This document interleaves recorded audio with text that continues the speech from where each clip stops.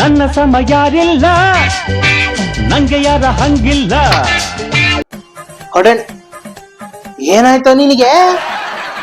ನೀನೊಬ್ನೇ ಅಲ್ಲಪ್ಪ, ಈ ಸಲ ನಾನು ಬುದ್ಧಿ ಉಪಯೋಗಿಸಿ ನನ್ ಬಿಸ್ನೆಸ್ ಒಳ್ಳೆ ಕೆಲಸ ಮಾಡ್ಕೊಂಡಿದ್ದೀನಿ ಗೊತ್ತಾ. ಅಂತಾರೆ ಇವನನ್ನ ಗೋವಿಂದ, ಇವನ್ ನಂಬಿದ್ರೆ ಮಾತ್ರ. ಏನಪ್ಪ ಅಂತ ಘನಕಾರ್ಯ? ಏನ್ ಗೊತ್ತೇನಾ, ನಾನು ಗೂಡ್ಸ್ ನ ಡೆಲಿವರಿ ಮಾಡ್ತೀನಲ್ಲ, ಅದಕ್ಕೆ ಗೂಡ್ಸ್ ವೆಹಿಕಲ್ ನ ಪರ್ಚೇಸ್ ಮಾಡ್ಬೇಕು. ಗೂಡ್ಸ್ ವೆಹಿಕಲ್ ಕಾಸ್ಟ್ ಜಾಸ್ತಿ ಕಣೋ, ಕಮರ್ಷಿಯಲ್ ಆಗಿರೋದ್ರಿಂದ. ಅದಕ್ಕೆ ನಾನು ಸೂಪರ್ ಐಡಿಯಾ ಮಾಡಿದೀನಿ. ಏನ್ ಗೊತ್ತಾ, ಓಮ್ನಿ ಗಾಡಿನ ಪರ್ಚೇಸ್ ಮಾಡ್ಬಿಟ್ಟು ಅದನ್ನ ಮಾಡಿಫೈ ಮಾಡಿಸ್ಬಿಟ್ಟು ಅದ್ರಲ್ಲಿ ಗೂಡ್ಸ್ ನ ಡೆಲಿವರಿ ಮಾಡಿ. ಇದರಿಂದ ನನಗೇನಪ್ಪ ಬೆನಿಫಿಟ್ ಅಂತಂದ್ರೆ, ಪ್ರೈವೇಟ್ ವೆಹಿಕಲ್ ಆಗಿರೋದ್ರಿಂದ ಕಮರ್ಷಿಯಲ್ ವೆಹಿಕಲ್ ಕಂಪೇರ್ ಮಾಡಿದ್ರೆ ಕಾಸ್ಟ್ ಕಡಿಮೆ, ಪ್ಲಸ್ ಬಿಸ್ನೆಸ್ ಪರ್ಪಸ್ ಆಗಿರೋದ್ರಿಂದ GST ಇಂದ ನನಗೆ ಇನ್ಪುಟ್ ಟ್ಯಾಕ್ಸ್ ಕ್ರೆಡಿಟ್ ಸಿಗುತ್ತೆ. ಹೆಂಗೆ ನನ್ ಬುದ್ಧಿವಂತಿಕೆ?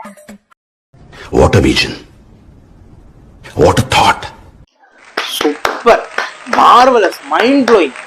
ಆದ್ರೆ GST ಇನ್ಪುಟ್ ಟ್ಯಾಕ್ಸ್ ಕ್ರೆಡಿಟ್ ಸಿಗುತ್ತೆ ಅಂತ ಯಾರೋ ಹೇಳಿದ್ರು ನಿನ್ಗೆ?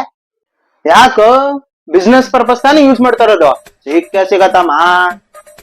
ಹಾಗಲ್ಲ ಕಣೋ ಪೆದ್ದು.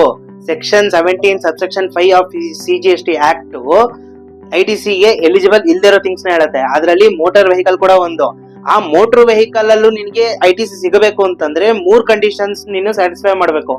ಒಂದು, further supply of vehicle. Second, ನೀನ್ ಟ್ರಾನ್ಸ್ಪೋರ್ಟ್ ಏಜೆನ್ಸಿ ನಡೆಸಬೇಕು, ಇಲ್ಲ ಡ್ರೈವಿಂಗ್ ಸ್ಕೂಲ್ ನಡೆಸಬೇಕು. ಅದ್ರಲ್ಲೂ ನಿನಗೆ ITC ಬೇಕು. ಎನಿ ಅದರ್ ಪರ್ಪಸ್ ಮಾಡ್ಬೇಕು ಅಂತಂದ್ರೆ ಸೀಟಿಂಗ್ ಕೆಪಾಸಿಟಿ 13+ ಇರ್ಬೇಕು, ಇನ್ಕ್ಲೂಡಿಂಗ್ ಡ್ರೈವರ್. ಅದನ್ನ ಬಿಟ್ಟು ನೀನು ಓಮ್ನಿನ ಮಾಡಿಫೈ ಮಾಡಿಸ್ಬಿಟ್ಟು ಅದ್ರಲ್ಲಿ ನೀನ್ ಡೆಲಿವರಿ ಮಾಡ್ತೀನಿ ಅಂತಂದ್ರೆ, ಯಾವತ್ತಾದ್ರೂ ಒಂದು ದಿನ ಪ್ರಾಪರ್ ಆಫೀಸರ್ ಹಿಡ್ಕೊಂಡ್ಬಿಟ್ಟು ನಿನ್ನ RC ನ ಚೆಕ್ ಮಾಡ್ಬಿಟ್ಟು ಅದ್ರಲ್ಲಿ ಮ್ಯಾನುಫ್ಯಾಕ್ಚರಿಂಗ್ ಪರ್ಪಸ್ ಏನಾದ್ರು ಪ್ಯಾಸೆಂಜರ್ ಇತ್ತು ಅಂತಂದ್ರೆ ಪೆನಾಲ್ಟಿ ಪ್ಲಸ್ ITC ಕ್ಯಾನ್ಸಲ್. ಸುಮ್ನೆ ಯಾಕೆ ಬೇಕು, ಹೋಗಿ ಕ್ಯಾನ್ಸಲ್ ಮಾಡ್ಸು. ಇಲ್ಲ ಓಮ್ನಿ ಬೇಕಾ, ನಿನ್ ಪರ್ಸನಲ್ ಪರ್ಪಸ್ ಯೂಸ್ ಮಾಡ್ಕೊಂಡು ಮಜಾ ಮಾಡು.